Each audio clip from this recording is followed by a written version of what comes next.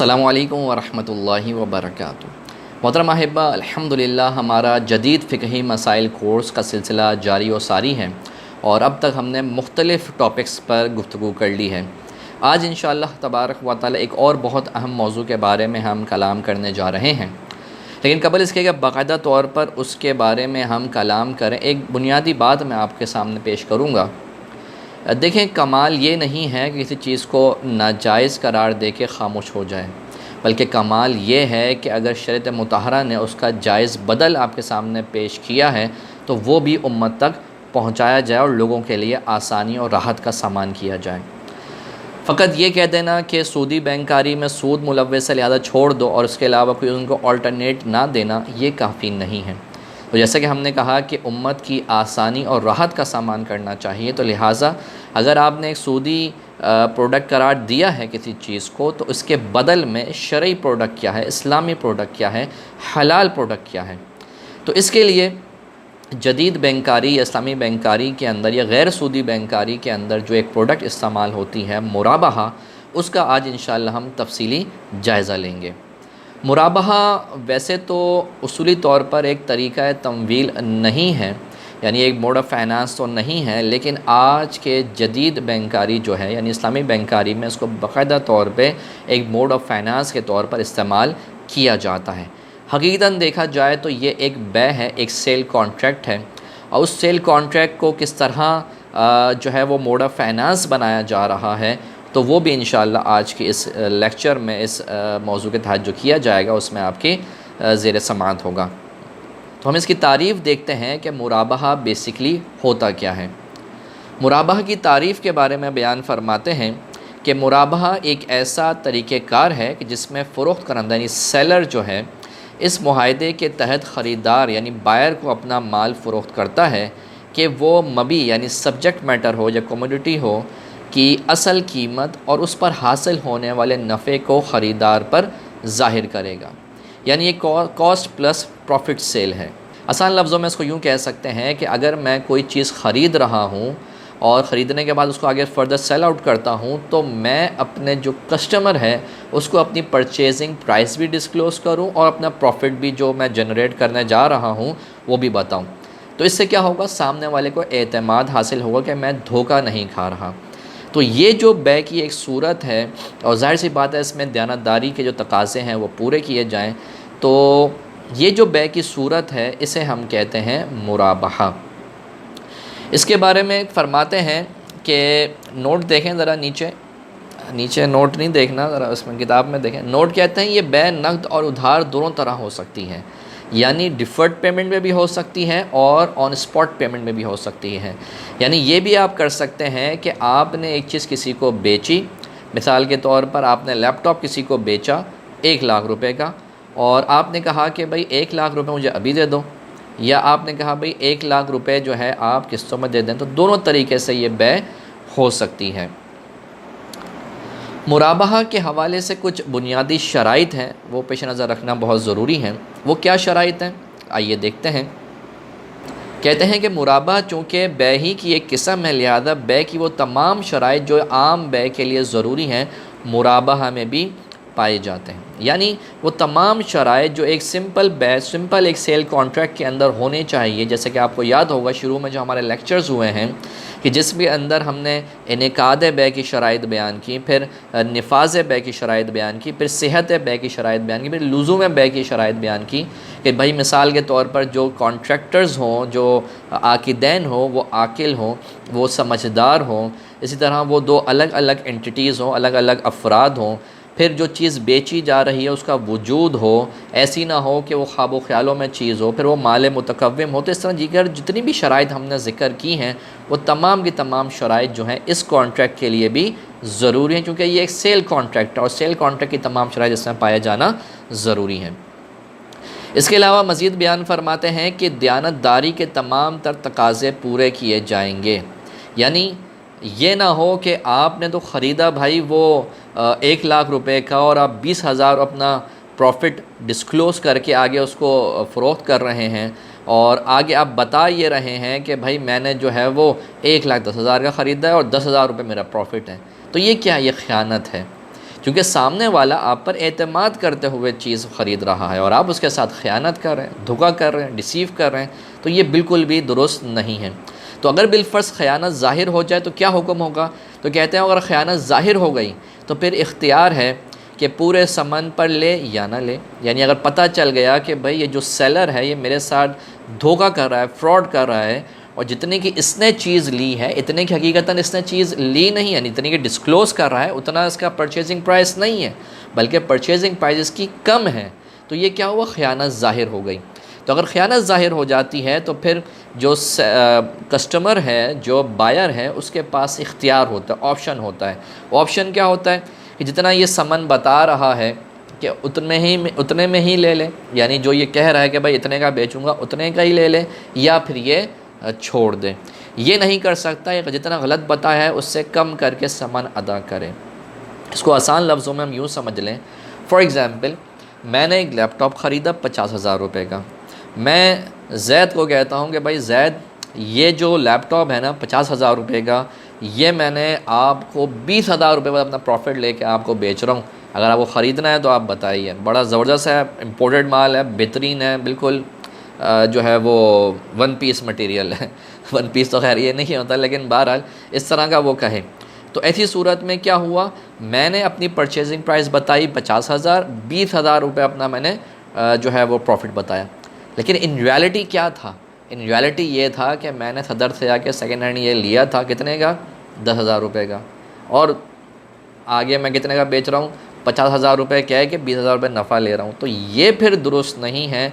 तो अब ये दुरुस्त नहीं है कि जैद कहे कि मड़ा तो हमारे साथ खेल रहा है, ऐसा नहीं हो सकता। तो ये क्या होगा, जैद ये बोलेगा भाई सही है, आप मुझे या तो 70,000 रुपये का दे दें या फिर मैं नहीं ले रहा। ये नहीं कर सकता जैद के जैद बोले कि भाई आपने तो 10,000 रुपये का लिए और 10,000 रुपये का ही मुझे दें, चले आप 5,000 रुपये अपना प्रॉफिट रख लें। ये नहीं हो सकता। तो जो भी प्रॉफिट है वो जो ओरिजिनल प्रॉफिट है वो बताए, जो ओरिजिनल परचेजिंग प्राइस है वो बयान की जाए, इस तरह ख़यानत ना की जाए। अब सवाल यहाँ पे ये पैदा होता है कि मुराबहा as a mode of finance Islamic banks के अंदर किस तरह इस्तेमाल किया जाता है। तो कहते हैं कि दर्ज झेल तरीके से इस्लामी बैंकों में मुराबहा के ज़रिए तमवील कारी की जाती है। तो ये सामने आपको जो पिक्चर एक नज़र आ रही होगी, एक फ़्लो चार्ट है। तो इसमें आप देख सकते हैं कि मुराबहा में बैंक है, एक फ़रीक कस्टमर है, और बैंक जो है वो गुड सप्लायर से, यानी जो भी दुकानदार होगा जो चीज़ फ़राहम करेगा उससे वो चीज़ ले रहा है। तो देखें इसमें कहते हैं कि machine sale for immediate payment, यानी ऑन स्पॉट पेमेंट के साथ उसने 100 रुपये की ख़रीदी और फिर डिफ़र्ड पेमेंट में कस्टमर को उसने 110 रुपये की बेच दी। तो मशीन जो है वो 100 रुपये की ख़रीद के 110 रुपये की बेची और डिफ़र्ड पेमेंट कर दी। तो ये जो है मुराबहा, एक कॉन्ट्रैक्ट एग्जीक्यूट हुआ। इसकी तफसील क्या है ज़रा देखिए। कहते हैं कि बैंक और फ़रीक मुराहबा के अक़्द पर मुत्तफ़िक़ होकर मुराबहा में दाखिल होते हैं। यानी मैं बैंक हूँ, अब्दुलसत्तार भाई ये जो हैं वो कस्टमर हैं। अब अब्दुलसत्तार भाई मेरे पास आते हैं, बैंक के पास आते हैं और ये कहते हैं कि भाई मुझे पैसे चाहिए कर्ज़ के तौर पर और मुझे मशीन ख़रीदनी है। तो मैं जो इस्लामिक बैंक हूँ मैं ये कहूँगा कि स्ट्रेट फॉरवर्ड के सर हम कर्ज़े नहीं देते, हम लोन नहीं देते, आपको मशीन ख़रीदनी है तो हम एक और तरीके से आपकी नीड पूरी कर सकते हैं। अब्दुलसत्तार भाई बोलेंगे वो क्या? तो मैं ये कहूँगा वो ये क्या है? मैं कहूँगा कि हम जो है एक एग्रीमेंट करेंगे, मुराबहा का एग्रीमेंट करेंगे। और मुराबहा का एग्रीमेंट क्या होगा? वो होगा ये कि मैं वो चीज़ जो आपको रिक्वायर्ड है वो ख़रीदूँगा और उसमें अपना जो भी प्रॉफिट होगा वो रख के आपको सेल आउट कर दूँगा। अब ज़त्तार भाई खुश हो जाता, भाई ये तो बड़ी ज़बरदस्त चीज़ है, मैं सूद से भी बच गया और मेरा काम भी हो गया। तो बहरहाल ये तरीक़ाकार किस तरह होगा ज़रा देखें। कहते हैं कि बैंक और फ़रीक यानी कस्टमर यानी अब्दुलसत्तार भाई मुराबहा के अक़्द पर मुत्तफ़िक़ होकर मुराबहा में दाखिल होते हैं। और किस तरह होते हैं? तो कहते हैं इस मरहले पर तमाम शराइत और ज़ाब्ते बाहम रज़ामंदी के साथ तय पाए जाते हैं, यानी म्यूचुअल कंसर्न के साथ सारे ये मामला तय पाए जाते हैं। बैंक अशिया फ़रोख्त करने का वादा करता है और फ़रीक इन अशिया को ख़रीदने का वादा करता है और मुख्तलिफ़ औक़ात पर एक मख़सूस शरह मुनाफ़े से इसको जो है ये एग्जीक्यूट करते हैं। और फिर कहते हैं कि इस एग्रीमेंट को मास्टर मुराबहा एग्रीमेंट कहा जाता है। ये बेसिकली इसकी शरई हैसियत एक वादा बै की होती है, एक मेमोरेंडम होता है, एक जो है मास्टर मुराबहा एग्रीमेंट। और इसमें तमाम तर कंडीशंस होती हैं, तमाम तर फ़्लो चार्ट होता है कि भाई हम इस तरीके से ये कॉन्ट्रैक्ट्स करेंगे और ये हमारी परचेजिंग प्राइस होगी, ये हमारा कॉस्ट होगी, ये प्रॉफिट होगा, और इस तरह हम इस तारीख को ये चीज़ आपको डिलीवर कर देंगे और इस तारीख को आपको ये पेमेंट करनी होगी। पूरा ये फ़्लो चार्ट इसमें लिखा हुआ होता है। और शरई हैसियत जैसे कि मैंने ज़िक्र किया, इसकी इस एग्रीमेंट की वो वादा बै की होती है कि ये चीज़ हम आपको बेचेंगे और कस्टमर कहता है कि ये चीज़ मैं आपसे ख़रीदूँगा। इसके बाद क्या होता है कि कहते हैं कि फिर जब क्लाइंट को मतलूबा चीज़ दरकार होती है तो बैंक को परचेज़ ऑर्डर फॉर्म देता है, जिसमें उमूमी तौर पर शय का नाम, कीमत, किस्म, मिकदार और सेलर यानी फ़रोख्त करंदा कंपनी का नाम दर्ज होता है। यानी मिसाल के तौर पर सत्तार भाई से मेरी बात तो हुई कि हम ये काम करेंगे, लेकिन जब इनको रिक्वायर्ड होगी ना ये चीज़ तो तब ये मेरे पास आएंगे और परचेज़ ऑर्डर फॉर्म मुझे ये देंगे। उसके अंदर तमाम डिटेल्स लिखी होंगी कि भाई कौन सी मशीन चाहिए, उसकी टाइप क्या होनी चाहिए, स्टैंडर्ड क्या होना चाहिए, क्वांटिटी कितनी होनी चाहिए, कहाँ से ख़रीदना है, तमाम डिटेल उसके अंदर मेंशन होगी। जाहिर सी बात है, आप समझ सकते हैं कि अगर मिसाल के तौर पर अब्दुल सत्तार भाई को जो है वो कपड़ा चाहिए, वो चाहिए पोलो टी शर्ट्स चाहिए उनको, और मैं उनको जो है वो कॉटन की शर्ट्स दे दूँ, तो जाहिर सी बात है वो उनके लिए रिक्वायर्ड चीज़ ही नहीं है। अब शर्ट्स तो दे रहा हूँ, लेकिन क्योंकि टाइप वाज़े नहीं हुई तो क्या होगा, वो बोलेगा मुझे तो ये चीज़ लेना नहीं है, और मैं वो चीज़ मार्केट से ले लूँ तो क्या होगा, मेरा नुकसान होगा नहीं होगा। तो इसलिए पूरी डिटेल लिखी होती है, स्पेसिफिकेशन सारी उसके अंदर, उस एग्रीमेंट के अंदर परचेस ऑर्डर फॉर्म जो होता है उसके अंदर लिखी होती हैं। अब नेक्स्ट एग्रीमेंट क्या होता है, ये नेक्स्ट एग्रीमेंट यह होता है कि मैं बजाय ख़ुद जाने के कि भाई फ़लाँ के पास जाऊँ और मैं ख़रीदूँ, तो इससे बचने के लिए कि पता नहीं मैं क्या चीज़ ख़रीद लूँ, वो चीज़ ख़रीदूँ कि जो इनकी रिक्वायर्ड है भी या नहीं, इनको पसंद आए भी या नहीं, तो मैं ये करता हूँ कि अब्दुल सत्तार भाई आप जो है ना एक काम करें कि आप मेरे वकील की हैसियत से मेरे बिहाफ पे आके परचेजिंग कर लें। मैं इनके साथ एक एजेंसी एग्रीमेंट करता हूँ और इनको जो है वो बता देता हूँ कि आप मेरे बिहाफ पे आके परचेजिंग कर लें। फिर जो गुड्स सप्लायर होता है उसको मैं पेमेंट कर देता हूँ। तो ये मेरा एग्रीमेंट क्या हुआ, इनके साथ वकालत का एग्रीमेंट हो गया।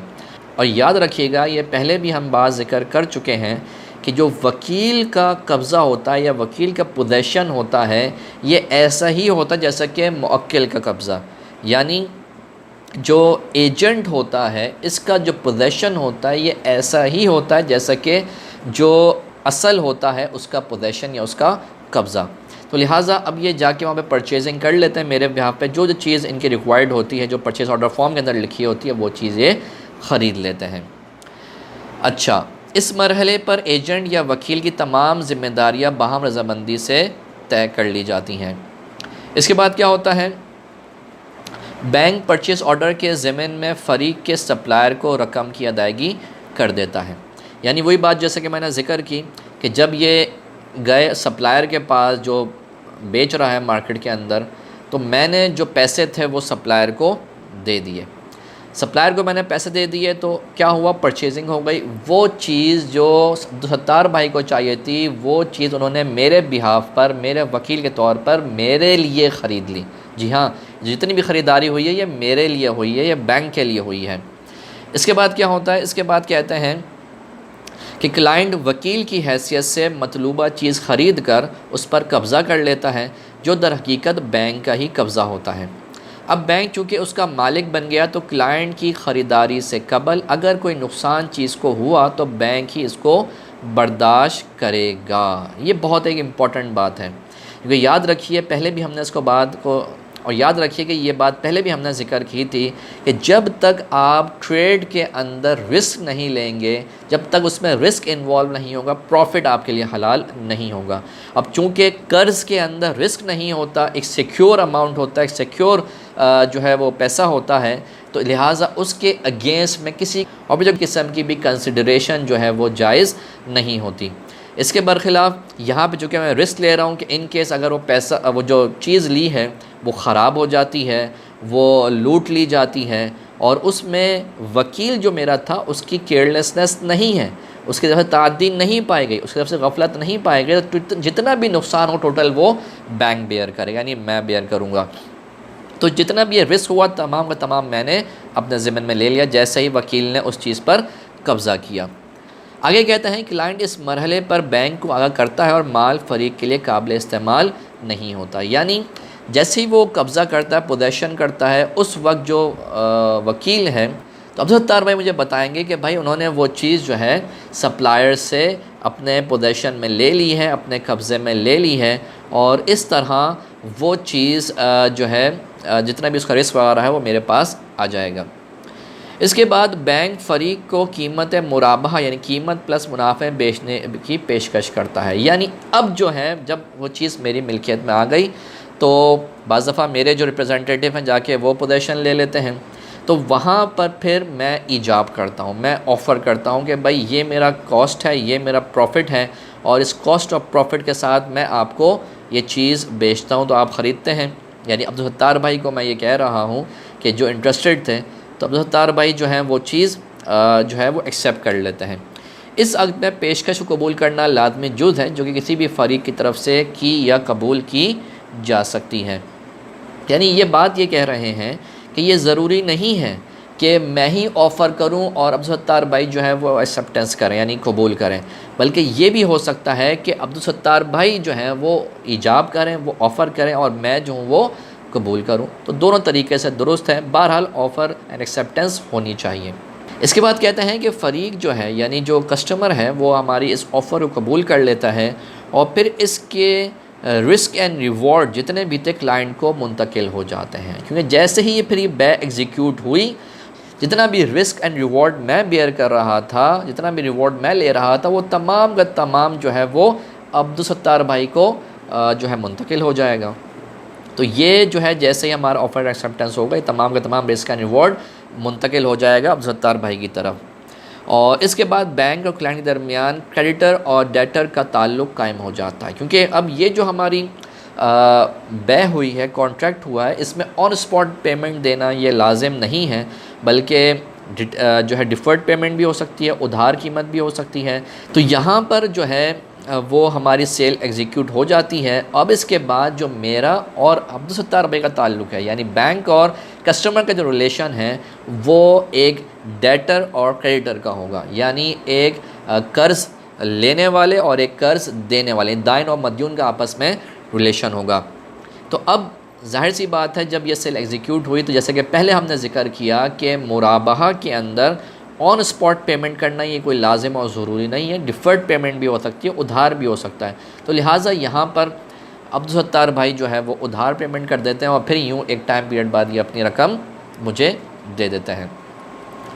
तो इस तरह ये पूरी सेल एग्जीक्यूट होती है और हासिल नतीजा यही होता है कि जो अब्दुल सत्तार भाई होते हैं इनकी रिक्वायर्ड चीज़ इनको मिल जाती है, मुझे मेरा नफ़ा मिल जाता है और तमाम का तमाम जितना भी ये प्रोसेस हुआ ये शरई दायरे-कार के मुताबिक हो जाता है।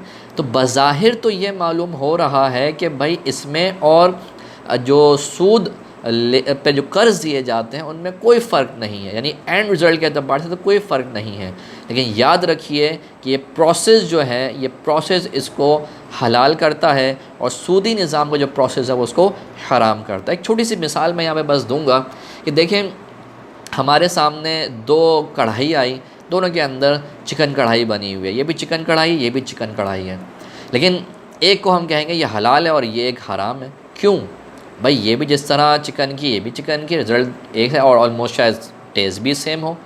हमने तो कभी नहीं खाई लेकिन हराम, लेकिन एक बात कह रहा हूँ शायद टेस्ट भी डिफरेंट ना हो, सेम हो, लेकिन चूँकि इनका तरीक़ेकार अलग है कि एक जो है वो बाक़ायदा तौर पे ज़िबाह शरई के बाद प्रोसेस होते हुए आई है और एक जो है वो मुर्दार जो है वो प्रोसेस होते हुए आई है। तो जो मुर्दार प्रोसेस होते हुए आई है, अगरचे एंड रिज़ल्ट अपने लुक के एतबार से, अपने टेस्ट के एतबार से, अपनी ओडोर के एतबार से दोनों सब ये सिमिलर है, ये इसके अकॉर्डिंगली है, बिल्कुल बराबर है, लेकिन एक हराम है, एक हलाल है। तो कहने का मकसद ये है कि जो प्रोसेस होता है ये चीज़ को हलाल भी कर सकता है और हराम भी कर सकता है। तो ये चीज़ें इसमें पेश नज़र रखना बहुत ज़रूरी है। और ये चीज़ें जब पेश नज़र रखी जाएंगी तो आपके पास जो प्रोडक्ट होगी वो हलाल होगी। इसके बाद आगे कहते हैं कि मुराबहा सरमायाकारी के हवाले से चंद अहम उमूर। तो अहम उमूर क्या है, ज़रा देखिए। कहते हैं कि अगर माल क्लाइंट के ज़रिए ख़रीदा जा रहा है तो ज़रूरी है कि पहले क्लाइंट को एजेंट बनाया जाए और इस बात का ख्याल रखा जाए कि वो माल पहले से क्लाइंट की मिल्कियत में ना हो, वरना ये बेईना हो जाएगी जिसकी इजाज़त नहीं। यानी अब्दुल सत्तार भाई के पास पहले से ही वो चीज़ है और फिर ये मेरे पास आते हैं कि भाई मुझे जो है वो मुराबहा के ज़रिए फ़ाइनेंसिंग चाहिए, तो एक काम करें वो चीज़ ख़रीद लें और फिर आप मुझे उसको सेल आउट कर दीजिएगा। तो ये चीज़ जायज़ नहीं होगी, क्योंकि याद रखिए कि अगर मैं किसी से कम कीमत पर चीज़ ख़रीद कर ज़्यादा कीमत पर बेच दूँ और ये उधार का मामला हो तो ये बेईना हो जाती हैं और ये शिबह रिबा की सूरत है और ये हमारे यहाँ जायज़ नहीं है। तो इसलिए जो है ये बात ज़रूरी है कि जब एजेंट के ज़रिए ख़रीदारी की जा रही है तो ये बात मेक श्योर की जाए कि जो चीज़ ख़रीदी जा रही है वो उसके पास ना हो, बल्कि एक थर्ड पार्टी से हम चीज़ वो ख़रीदें। उसके बाद कहते हैं क्लाइंट को एजेंट बनाना और माल का बेचना दोनों अमल बिल्कुल जुदा जुदा हों। यानी ये बात ये कह रहे हैं कि ये दोनों जो कॉन्ट्रैक्ट है, देखें वकील बनाना ये भी एक कॉन्ट्रैक्ट है, ये भी एक अक़्द है, और माल को बेचना ये भी एक अक़्द है। ये दोनों कॉन्ट्रैक्ट हैं। ये दोनों कॉन्ट्रैक्ट एक दूसरे से इंटरलिंक नहीं होने चाहिए। अगर ये दोनों एक दूसरे से इंटरलिंक हुए कि भाई मैं आपको बेचता हूँ और इस तौर पे इस शर्त पे कि आप वकील बनेंगे, या मैं वकील बनाता हूँ इस शर्त पे कि आप ये चीज़ ख़रीदेंगे, तो ये दोनों जो हैं एक दूसरे के साथ इंटरलिंक होंगे और ये सूरत जो है वो शरई तौर पर दुरुस्त नहीं, क्योंकि ये फिर सफ़क़तानी फ़िस सफ़क़ा की सूरत बनेगी और इस तरह फिर बै जो है ये फ़ासिद हो जाएगी। और बै क्योंकि फ़ासिद होने से बचाना है इसलिए ये दोनों एक दूसरे के साथ इंटरलिंक ना हो। तो इसलिए बेहतर ये है कि बल्कि होना यही चाहिए कि ये कॉन्ट्रैक्ट अलग दिन हो, ये कॉन्ट्रैक्ट अलग दिन हो और दोनों वो एक दूसरे के साथ डिपेंडेंट ना हो। इसके बाद आगे कहते हैं कीमत एक दफ़ा तय हो जाए तो दोबारा उसमें तब्दीली या रोल ओवर नहीं किया जा सकता। यानी वंस प्राइस फ़िक्स्ड हो जाए तो उसके बाद चेंज नहीं हो सकती। यानी ये कहें हम सत्तार भाई कि भाई ये जो चीज़ है ना आप थोड़ा सस्ता करके मुझे दे दो, तो ये नहीं हो सकता। बस आपने जब तय कर लिया तो खलास बस उसके मुताबिक ही आपने पेमेंट करनी है। इसी तरह रोल ओवर भी नहीं कर सकते। यानी मिसाल के तौर पर कस्टमर जो है वो किसी बिना पर पेमेंट नहीं कर पाया, तो उस कस्टमर ने कहा कि चलें इसमें पैसे रहने दें, ये पैसे हम अगली जो ट्रांजैक्शन करेंगे मुराबा की उसके अंदर आप कवर अप कर लीजिएगा। नहीं नहीं, इस तरह नहीं हो सकता। तो याद रखिए अगर बैंक इस तरह करेंगे तो ये इनको जो भी इनका प्रॉफिट होगा ये इनको चैरिटी करना पड़ेगा, इस तरह ये दुरुस्त नहीं होगा। आगे कहते हैं क्लाइंट से कीमत की अदायगी को यकीनी बनाने के लिए बैंक इससे मॉर्गेज, हाइपोथिकेशन या लियन करवा सकता है। यानी इस बात को मेक श्योर करने के लिए कि भाई अब्दुल सत्तार भाई मुझे पेमेंट कर दें, ये बैंक ये कर सकता है कि इनसे कोई सिक्योरिटी रखवा लें, कोई मॉर्गेज के तौर पे चीज़ रखवा लें, रहन गिरवी जो रखवाई जाती है कि भाई ये चीज़ रखवा लें, इन केस अगर मैं पेमेंट नहीं कर पाया तो ये जो है वो आप सेल आउट कर दीजिएगा। जब तक मैं ये पेमेंट नहीं कर रहा उस वक्त तक आप ये चीज़ अपने पास रख सकते हैं। तो ये हाइपोथिकेशन से लियन मार्क भी करवा लेते हैं कि मिसाल के तौर पर जो है वो बैंक अकाउंट खुलवाया, बैंक अकाउंट खुलवाने के बाद एक ख़ास हद तक उसको इस्तेमाल की ज़रूरत होगी, उसके आगे जो है वो इस्तेमाल नहीं कर सकते, पैसे विड्रॉ नहीं कर सकते। इसके बाद आगे कहते हैं नीज़ किसी तीसरे फरीक को बतौर गारंटर के भी पेश कर सकता है। यानी कि किसी थर्ड पार्टी को भी इन्वॉल्व कर सकता है।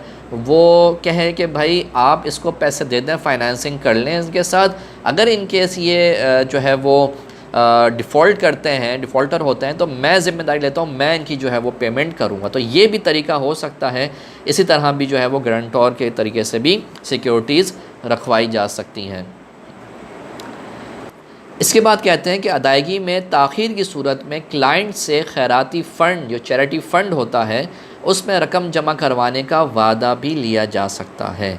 यानी मैं जब मेमोरेंडम साइन करवा रहा हूँ, जब मैं माशा मुराबा एग्रीमेंट करवा रहा हूँ, तो उस वक्त अब्दुल सत्तार भाई से मैं ये कह सकता हूँ कि आप इस बात को मेक श्योर करें और वादा करें कि अगर बिल फ़र्ज़ आप ऑन टाइम पेमेंट नहीं कर सके, आप डिफ़ॉल्ट करते हैं, तो आप जितनी भी रकम होगी, इतनी ख़ास अमाउंट जितनी भी रकम होती है, ये आप सदका करेंगे।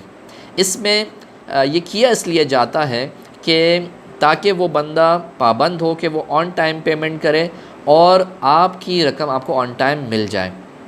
और चूँकि ये एक माली जुर्माना है और माली जुर्माना चूँकि शरई तौर पर जायज़ नहीं होता, तो इसलिए बैंक के लिए ये जायज़ नहीं है कि उससे पेनल्टी के पैसे अपने पास ले। लिहाजा वो कहता है कि खैराती फ़ंड जो गुराबा में तकसीम होगा पैसा, वो उसमें डाल दिया जाए। और इसकी बुनियाद जो है वह नज़र लुज्जाज जो इमाम मालिक के कौल पर एक फ़तवा है, उसके मुताबिक ये हुक्म बयान किया जाता है। इसके बाद आगे कहते हैं कि जल्दी अदायगी की सूरत में कीमत में कमी नहीं की जा सकती, क्योंकि आपको मालूम है कि जब एक बार एग्रीमेंट हो जाता है तो कीमत में तब्दीली नहीं की जा सकती। तो रिबेट वगैरह अगर करना है तो ये जायज़ नहीं है। लेकिन अगर बिल फ़र्ज़ कोई ऐसी सूरत देखे बैंक और कोई एक पर्टिकुलर केस के अंदर वो करना चाहे, तो शरियत स्टैंडर्ड्स में इस रिबेट की इजाज़त है। तो कहते हैं हाँ, अगर ये अक़्द का हिस्सा ना हो और वैसे ही बैंक अपनी कुछ कीमत को छोड़ देता है, तो शरियत स्टैंडर्ड्स जो है, मायीर शरिया जो है, उसमें इसकी इजाज़त हमें मिलती है। तो ये एक मुराबहा का कॉन्सेप्ट था और मुराबहा के हवाले से किस तरह फ़ाइनेंसिंग की जाती है वो आज हमने जानी। उम्मीद है कि आपको ये बात समझ में आई होगी। फिर भी आपके कोई सवालात हों तो बिल्कुल हमसे हमारे व्हाट्सएप नंबर के ज़रिए सवाल कीजिए, इंशाअल्लाह उनका जवाब देने की कोशिश की जाएगी। अल्लाह करीम से दुआ है कि इल्म दीन हासिल करके हमें अपनी दुनिया और आखिरत बेहतर बनाने की तौफीक मरहमत फ़रमाए। आमीन बिजाहिन नबी अमीन सल्लल्लाहु तआला अलैहि वसल्लम।